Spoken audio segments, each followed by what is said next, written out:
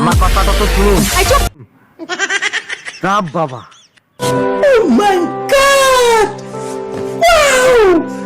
হ্যাঁ হ্যাঁ, আমাকে তুমি ভুলে যাও। পারবো না। বলো, সত্য কথা বলো। বলতে পারবো না। এটা আমাদের সিনেমা। হ্যাঁ, সিনেমাটা খুব সুন্দর।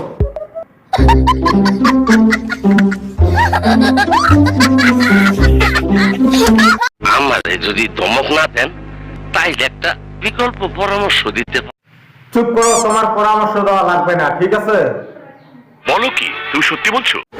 আমি যা দেখলাম আমি তো নিজেই বিশ্বাস করতে পারছি না। হ্যাঁ, সত্যি কথা বলছি।